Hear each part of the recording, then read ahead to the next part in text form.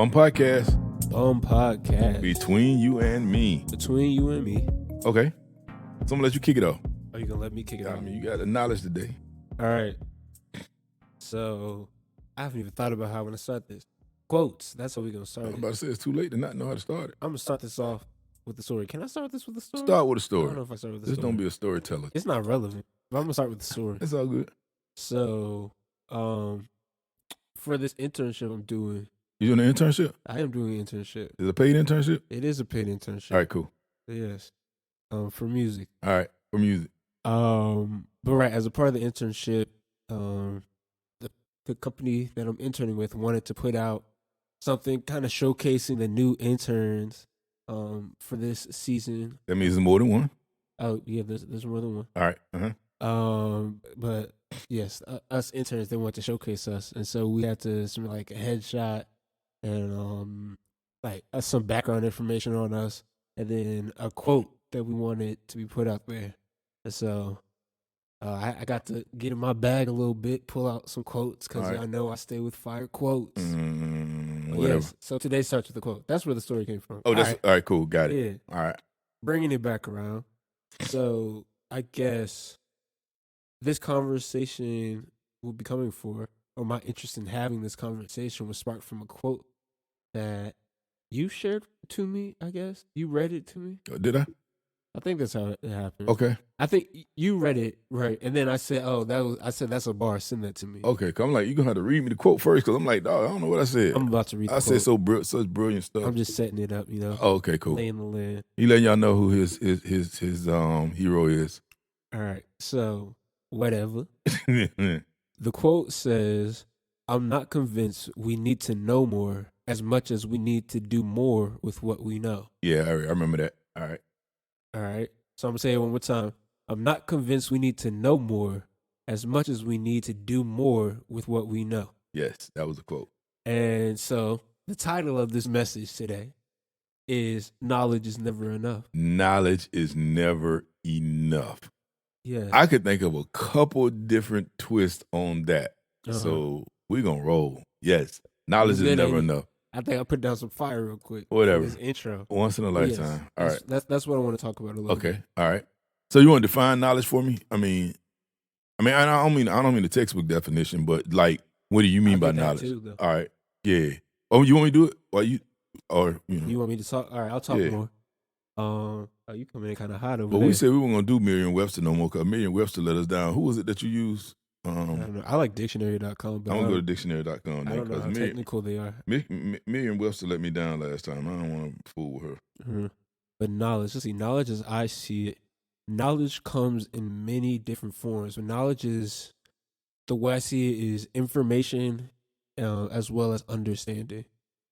So when I think about knowledge, I think knowledge is content, but it does well when met with context. So I feel like there's an element of both to knowledge. Okay. Because I feel like, yes, you can learn and get information, which would be content, but I think knowledge might be where it's met with context. You feel me? Yeah. You laughing at the definition? I'm laughing at the definition. What's the definition say? It says acquaintance with facts, truth, or principles. Yeah. Acquaintance with fact, truth, or principle. I can get behind that. As far from study or investigation or general erudition. Erudition. You might look that word up. Knowledge of many things is what it says. Knowledge of many things. You can look that up. Erudition.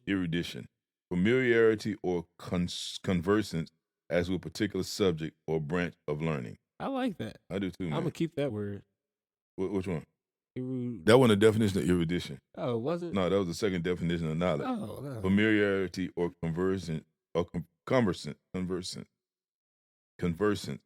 as with a particular subject or branch of learning. Mm-hmm. All right, and then I'm gonna look up erudition. Man, that's a new word for me, man. Erudition, never heard of it before. But anyway, it sounds more like knowledge is application of what you know as it pertains to being related to fact. So related to the information. So knowledge is kind of the context. Yeah, erudition.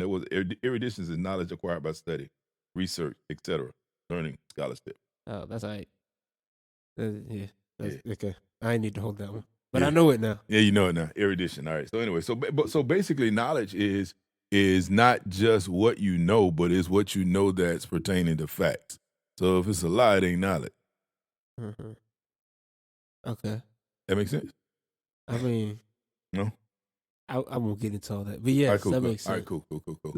All right. So knowledge is learning, and application of that learning is what you're saying. Right. All right, cool. Got it. So now I got a standard definition, and we're gonna talk about knowledge or learning, and or the application that learning is never enough. Right. Okay. Well, Not necessarily the lack of application. application. The lack of application. So not just knowing about it. Right. And so it's funny because all these conversations that I had recently about, well, I'll talk about the conversation I had with a friend. Okay. And we were just talking about the part of life that we're in, this segment of life that we're in, us being college students about to head back for our senior year. Mm-hmm. Senior year. Headed back was the ultimate word. All right. We officially got the announcement that we're going to be on campus next semester. For the fall semester. We'll see how that goes. Yeah, we'll see. Yeah. That's out there. But right, we were talking about just basically the state of where we are right now and the state of people at our age level and things such as that. And striving for success where we are in our lives. Okay. And basically where we got to in that conversation was a lot of the preparation and things that it takes from or the things that you have to put in to reach quote unquote success or the level of success that you're striving for or searching for. That's not something that's just easily found taking what is given to you, basically. True. Got it. We meant that by way of schooling. Mm-hmm. Not even talking about education, but just schooling as the concept. Right. Yeah. Getting up and going to school every day. Erudition. Yeah. It's solidified now. But we were just talking about, say, K through 12, kindergarten through senior of high school. Just getting up and going to school and learning the facts that you're given every day doesn't necessarily put you anywhere closer. I won't say it doesn't put you anywhere closer, but it doesn't necessarily always give you what you need to kind of strive for what you're looking for as far as success-wise. Like, for me, I'll speak on me specifically. I'm big on music. I work in music.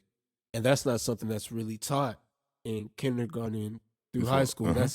So a lot of the things that I learned about my craft, I learned outside of that, which kind of set me up to be in a better position for doing that now. Right. And so a lot of it's all about you have to do your due diligence. You have to do your work outside of just what's kind of given to you. Okay. And put your extra time in. So go ahead. So I'm digging where you're going. That was the play on this whole knowledge is never enough. That kind of I had in my mind. It's like if you accept knowledge as being this whole formalized body of work that you do by going K-12 or going into post-secondary education. I look at that whole thing as knowledge, or at least the ability to obtain knowledge, right? Right. And so the visual, because I'm a very visual person, as you was just talking about K-12 and not getting what you want or getting what you need out of it, it was like a pecan, because I like pecans, right? I'm from Georgia. Pecans, however you say it. I'm from Georgia, but pecans, right? Pecans if you're from Louisiana. The thing that I learned, I mean, the visual that I just got when you were talking about it is almost like K through 12, somebody gives you a pecan, right? That's what they do. They give you a pecan. They say if you got a pecan, and if you can hold this pecan from first day to last day of school, then you're successful. And then you get to the second grade, and they say if you can hold this pecan from first day to last day, you're successful. And then third grade, you can hold this pecan, same thing, all the way to K through 12. And so when you graduate from high school, you got a satchel of pecans, right? And because you have a satchel of pecans, now everybody considers, well, I can't say everybody, but the generalization is that you're successful because you were able to obtain 12 pecans, yes. Right? You were able to obtain those. The problem with that is now you have a bunch of pecans. Now you got a bunch of pecans, and everybody else got pecans too. You know what I'm saying? Everybody who was able to go through that process got pecans too. So what? So what? Now you starving with pecans in a bag because in actuality, You don't know what to do with them now. you don't know what to do with them. You got to actually crack the pecan open in order to get the nourishment from the pecan. You see what I'm saying? But but the assumption is not that you have to open the pecan to eat it. The assumption is not that you have to use what you've gotten to nourish it. It's getting it. Right. Right. And so what this thing is saying, knowledge is never enough, is that's like that whole visual for me. It's like getting the knowledge is never enough. Like going to school and getting the knowledge is not enough. And I think that, and then even so, even beyond that, looking at application of the knowledge that you get, I'm and you know I've been through this game a long time, but I'm from where I sit and from where I've sat. It's all about, okay, so now I got this knowledge, and now somebody's going to tell me how to use this knowledge, Right. right? And so that just puts somebody else in control of your success. Put somebody else in control of how high, how fast, how far you can go in life, as opposed to recognizing what you have and then applying it to yourself. That's hilarious. Go ahead. Very telling. Because I even got into in that conversation with my friend a little bit of how that's not, and we even talked about this over the past few weeks. We talked about it on the podcast, I think last week even, maybe.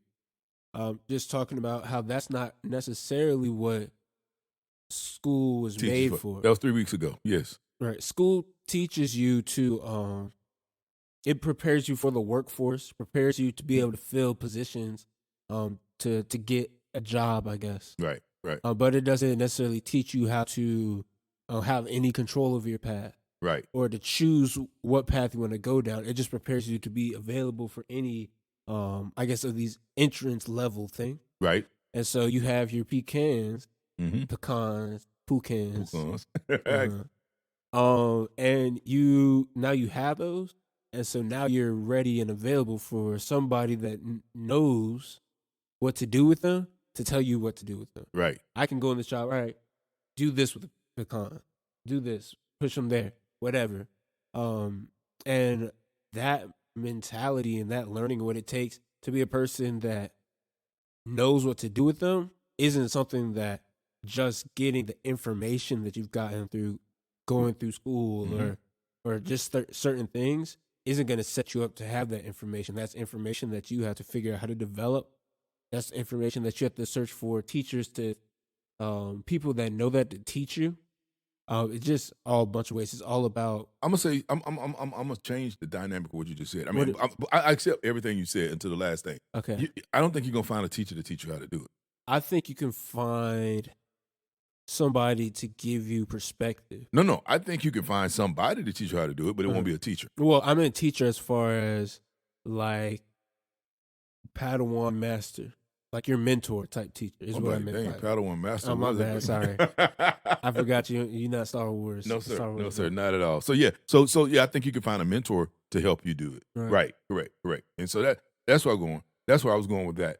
Something else that was just thought about when you were talking about it. And I don't want to seem like I'm down on schooling or anything like that. Right, because this isn't even the it's not anti-school. The crux of the message. Honestly. But it's interestingly enough, there's this saying, and when I first heard it, I was like, man, that make all the sense in the world to me. It says C students hire B students to manage A student. Yeah. C students hire B students to manage A student. And when I heard that the first time, I was like, man, ooh, that sounds so much like me. But it's because the application, the stretched application of what you obtain in school is the thing that can bring you the greatest satisfaction and the greatest return on investment. The stretched application. But if you're a perfect student, they don't teach you to stretch the application. They teach you to use the application perfectly the way it was designed. Right. And I think that's a different mentality. And you know, I used to feel bad for people or kids because I work with students all the time, so I used to feel bad for students or look kind of side-eyed parents who like teach their kids perfect application based upon the educational system.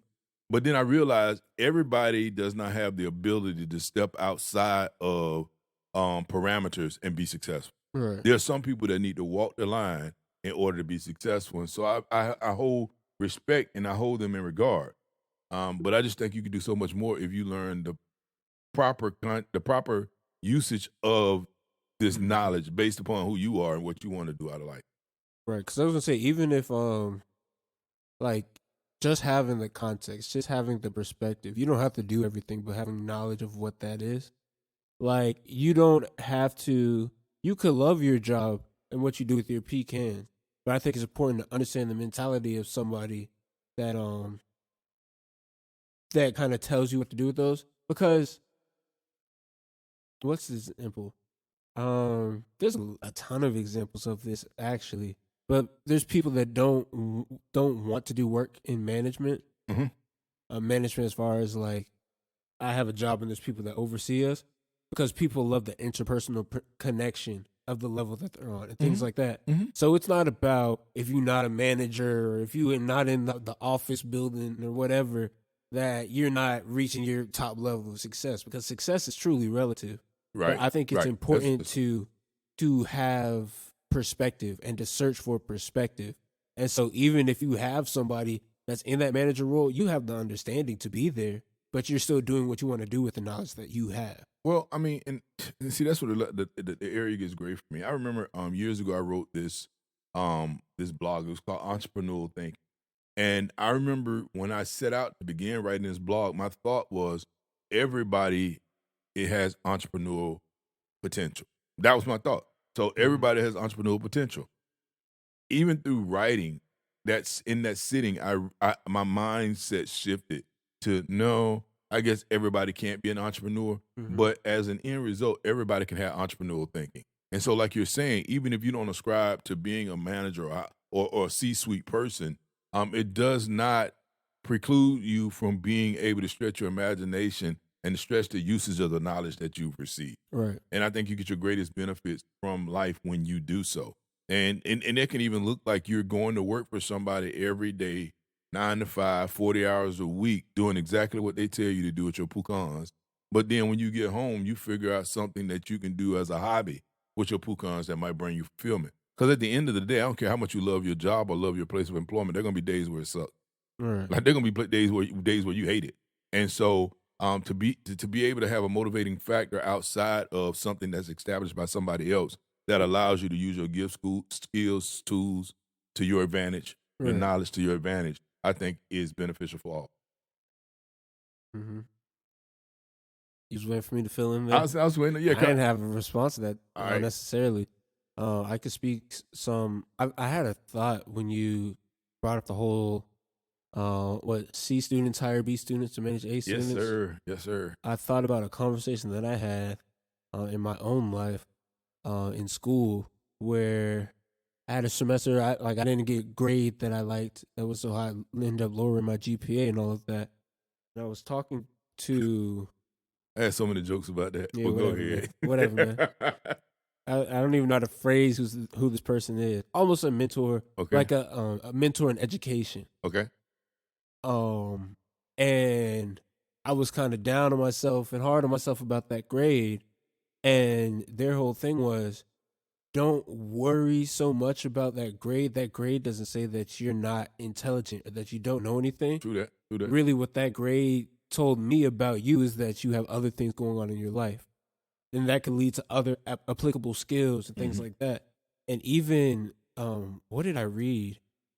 I read a book talking about the application process for like these Ivy League schools and what they're looking for and things like that. And a lot of what they look for is past just the GPA. Because at a certain point, you have like a Harvard, everybody has the Yeah, everybody got GPA. high GPAs. That's right. So they're looking for the character. They're looking for the things that set you apart. Mhm. The things like your extracurricular activities, or things that you're motivated by, or your story and what you've overcome. They Things like want the things that well-rounded separate you. students. Right. So it's not always about just being, oh, A student. How are you well rounded? What are you achieving on your own path as well as the educational path and things like that. And it's funny because I don't know if we on or off topic. We still covering this knowledge is never enough thing. Mhm. What I've learned or what I picked up is what was it? Erudition Uh-huh. is not enough. But it reminds me of something that I tell people all the time. There are three types of people in the workforce, right? Three types of people in the workforce: those who save a company money, those who make a company money, and those who implement what people tell them to do. And the fastest person to be let go is the person who implements what other people tell them to do. Because It's you can because always find more people you to can implement. you can always find more implementers, but you are not going to always find people who stretch the boundaries to look at the policies that are already in place and improve upon them. Right. Or you're not going to find somebody that looks at the holes on a business model and create something to fill the hole. And those people who can fill the holes, and those people who can improve upon the stuff that's already in place, are those people that become most valuable as employees or valuable assets. Because at the end of the day, a business is in business to improve their bottom line. Right. And those people that help them improve their bottom line are those people who help them to run leaner, those people who help them run more efficient. And so even in getting your knowledge, I mean, it's one thing to say I graduated from college with a 4.0 or 4.03 or 4.15, or however these people do it. Mhm. And I did it because somebody told me what I needed to know. I memorized what they told me I needed to know, and I regurgitated it on the test. Real You talk. know what I'm saying? And all that really shows is that you can follow directions, Uh-huh. right? You can follow directions. But it's important to have people that work for you to follow directions. They're just not going to get paid top dollar. The people that get paid top dollar is going to be people that bring in top dollar. And one last thing before you leave that, and Yeah. we ain't even talking about this, but maybe it's supposed to be said. Because the thing is, like, people pay you based upon what they can charge for your service. So, Uh-huh. say for instance, if I can charge somebody $15 for your service, I might pay you $10. If I could charge somebody $50 for your service, then I might pay you $40 because you carry value with you, Right. and the value that you bring to the table at any given time is the thing that allows you to get paid more money. And most people are taught. Well, I can't say most people are taught. Just people I've been in conversation with have been taught the more education and the better the education or knowledge in this case, the higher your salary. Right. And that's a fallacy. That's not knowledge at all. That's just what somebody teach. Yes, and even in a way, kind of following that path, because the point of this wasn't even education, because I'm not holding education and knowledge in the same regard. So I'm not saying education is never enough, although it isn't. But going even further, I want to talk kind of about, I guess, pursuit of passion, pursuit of purpose, pursuit of um, success that you hold for yourself, what you want for yourself Okay. when it comes to knowledge never being enough. All right. And I can't remember exactly what you said, but even going back to the same conversation that I had before, I'm gonna keep pulling for this conversation that I had with a friend. But we were talking about all the people that we see around us doing trades, which of course, like, you have people with they're starting businesses, or they're doing makeup, or selling, making eyelashes, or they're taking photos for people doing photography or making videos, graphic design, all these different things. And a lot of them are people acting upon skills that they've kind of honed outside Mm-hmm. of your typical education path. Check. And that's something that you have to make a decision, is kind of what I want to start getting towards. All right. What do you mean by that? And so what I'm saying is, it's less like, if you want to get into working in your craft, working on your craft, Mm-hmm. for one, you have to decide, yes, to get the knowledge on that. Right. You have to decide, Right. I'm going to go down the path, I'm going to learn everything that I can about this. But then it's past just gaining knowledge about it. Okay. Gotcha. Now you have to start applying that knowledge. Now it has to become strategic. What can I do with this? How can I use this skill? Where am I trying to get to with this? And how can I start applying it? Who can I talk to? Things like that. You have to start making conscious decisions to kind of not just have the knowledge, but put yourself out there so that you can start using it. I agree with that. I don't know if you have any comments on that. Well, I mean, I agree with that, and I see it because, like, a lot of us become brilliant in our own head, Mm-hmm. or masters in our own mind. You know what I'm saying? But we're afraid to put Step it out to the test. against Yeah, other masters. right. We're afraid to step up against other masters. We're afraid You to know, put it to the it's test. funny. I Go was ahead. just talking to you about this. About what? What'd I say? I can be a genius in my head, but I Yeah, need to be a genius on paper. Yep, you did tell me that a couple of Right. days ago. Yep, and that's the thing. Most of us are geniuses in our own head, and it's like we look at failure, or we look at so. Okay, there's no winning and coming in second best. All right, that's just the truth. There's no winning and coming in second best. But coming in second best can show you the holes that you need to plug for yourself. Right. And so the only way that you can plug those holes is by putting what you think you know to the test, putting your skill set to the test, putting your trade to the test. And a lot of people sit back and wait till they think they become perfect. Now, here's the problem with becoming perfect in your own mind. When you become perfect in your own mind and you put a product out in his head and somebody tells you, bruh, I don't even know why you even attempted this, now you're crushed. Mm-hmm. As opposed to, and I'm not talking about putting out a mediocre product, I'm just saying, like, as opposed to owning your style, owning your knowledge, owning your space, and operate. You know what I'm Right. saying? And you can even be honest with honest with the fact that I'm just starting this, and I'm competing with people that've been doing this for 30 and 40 years, but I'm gonna get there. Mm-hmm. That even takes me back to a quote that I heard a few weeks ago, but it was never be afraid to let other people see you trying. Yeah, I remember you told me about that. That's it. And I'm actually gonna go to a quote that I sent you. I don't know, maybe I sent you this morning or some other time, but it says why you need to wake up at 5 a.m. Right. And it says, let's say the average person wakes up at 7 a.m. every day. By waking up at 5 a.m., you get 2 hours extra each day, 14 hours extra a week, and 728 hours a year, which translates to 30 days. That gives you a whole month head start on all your competitors. In business, you need to work like someone's out there trying to take every dollar from your business because they are. And so that's the thing with this knowledge thing. I mean, like it does no good to get the knowledge if you're not going to put it to work. Right. You know what I'm saying? If you're not going to put some action behind your knowledge, it does no good to get the knowledge. The whole time. Even thinking about like just that whole premise of, say you waking up 2 hours earlier, put an hour towards learning something, an hour towards trying to find ways to apply it and working on applying it. Yep. How much farther ahead you'll be with that month. There you go. Out of the year. There you go. And don't be afraid to put yourself in the presence of paddle masters. I don't know what that means. Well, you don't want to say a paddle master. I don't know what I said paddle. Oh, Padawans? Paddle what? Oh, Lord. Oh, I said the wrong word, man. What? Oh. But anyway, let's stay away from Star Wars. All right, let's stay away from Paddle Star masters. Wars, man. But in front of the masters, yes. Yeah, in front of the masters, right? Like, I mean, don't shy away from in front of the experts. Right, don't shy away. I'm gonna tell you one of the greatest experiences I've had in my life. Mm-hmm. And I've had a lot of great ones, so I'm not diminishing any of them. But this was one of the greatest eye-opening experiences I had. It was when I first joined the National Speakers Association, right? And so I joined the National Speakers Association, and I showed up at my first conference, and it was mind-boggling. It was eye-opening. It was out of this world. And the reason why it wasn't just that I was in the presence of these great speakers. I was in the presence of these great speakers who were sharing. You know what I'm saying? And it was almost like, because I was behind the veil, people were sharing trade secrets. Well, I guess that's kind of bad. Not really trade secrets. People were sharing paths that made them successful, and they were helping you to try to develop and hone your craft, so that you could be successful as well.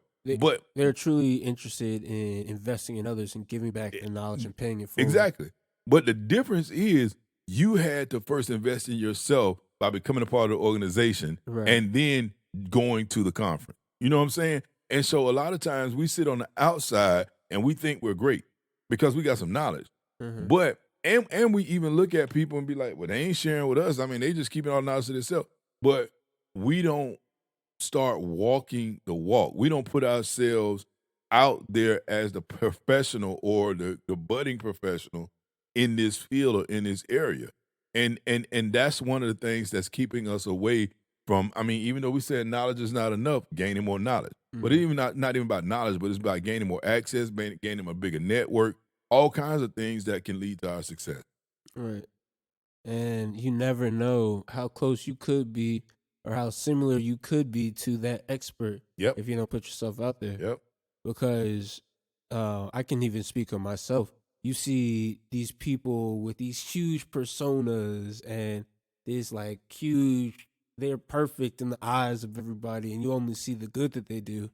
Which is why me personally, I love um, asking about like your failures or someone's failures. What's something that you took a loss, you took an L, you underperformed, and what did you learn from that? Right. Is a question I like to ask people, especially in my field, because yeah, what's the time that you failed and what did you learn? Because everybody fails, everybody has shortcomings, and even though we only really get to see the the perfect side, everything they've done right when they're offered to us as experts, everybody has their story of nobody starts off an expert, basically. Right. Is what I'm saying. Right. And Right. so you don't even know where you truly don't know where you are on that path if you're not talking to people, if you're not putting your stuff out there, your stuff out there.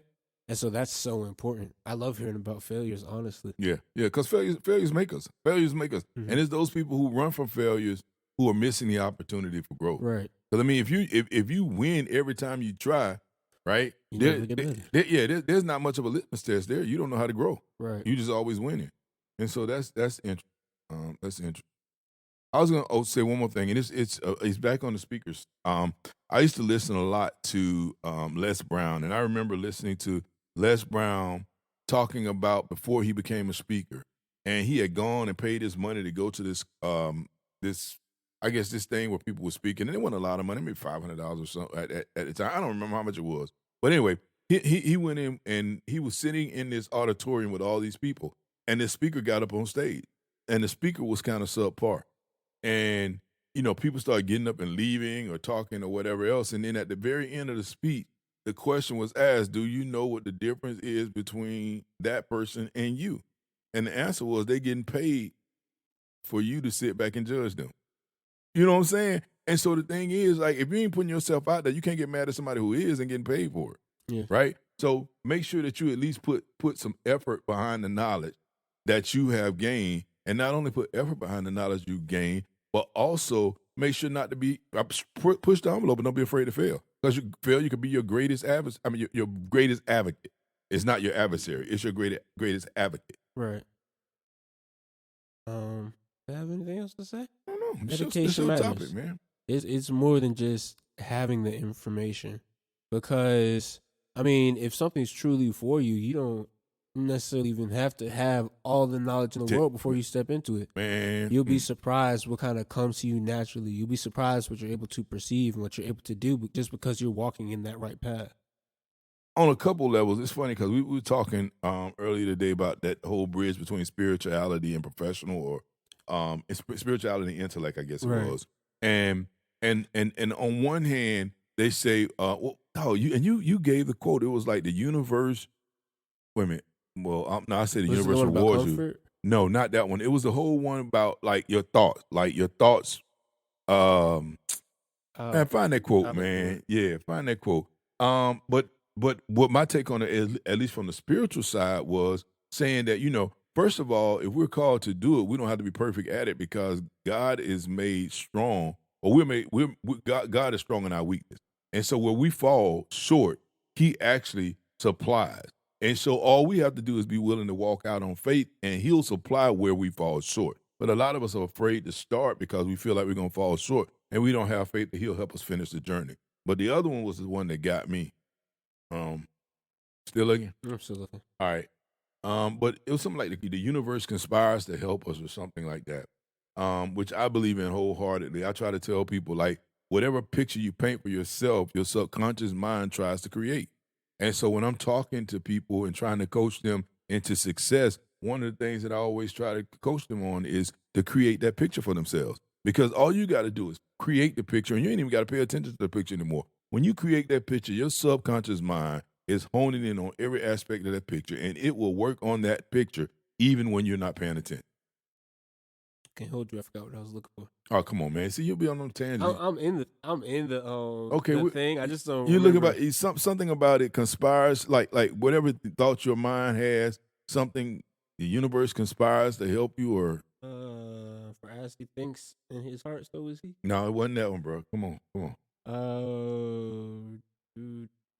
Do I like the direction my thoughts are taking me? Read that. Um, You don't think that's it? uh, I guess the our bottom. lives are moving in the direction of our strongest thoughts. There you go. That's it. That was it. Oh, our lives are moving in the direction of our strongest Yes, thoughts? it, man. Our lives are moving in the direction of our strongest thoughts. I gave everything to the universe, but yeah. But I mean, but And it's go ahead. I was just going to keep going. Go So ahead. our lives are moving in the direction of our strongest thoughts. So then we need to ask ourselves, do I like the direction my thoughts are taking me? That's it. If your answer is no, then maybe it's time to change your thinking. There you go. If your answer is no, maybe it's time to change your thinking. So that's it. It's like, come on now. We got the knowledge. Are we gaining the knowledge? Are we thinking that we're going to be successful? Are we acting on it? Are we walking out on it? Because our lives are going to move into the direction of our thinking. And so, yeah, knowledge is never enough. Mm-hmm. The energy you put out is the energy that you'll get back. It is the energy you'll get back. I guess You have something else to say? no. I was going to go back to that quote that was from the beginning and just spit it out as a bar. So, I'm not convinced we need to know more as much as we need to do more with what we know. That said, keep learning. And there's a quote by Mahatma Gandhi that says, "Live as if you'll die tomorrow. Learn as if you'll live forever." Mm-hmm. Live as if you'll die tomorrow. Learn as if you'll live forever. Which means you're gonna continue to learn and continue to gain knowledge, but Also, that's not enough. Right. That's not enough. You gotta act on it. You gotta act on it, and don't be afraid when you find that you fall short, because as you find yourself falling short, the tenacity that you have, the energy that you have, the passion that you have should be the thing to help plug that hole. That's more knowledge to be applied to your further continuing with action. Right. So you take that failure, you take that no, you take that loss, put it back into your next action. There it is. There it is. Hey, instead of L meaning loss, L meaning leverage. Leverage. Leverage. Oh man, I leveraged that one. Whatever. Anyways. You know that was deep, man. Come on, whatever. Man. It'll hit you tomorrow. Yeah. All right, we good? I'm good. All right, one podcast. Podcast. Between you and me. Between you and me. Holla. Holla.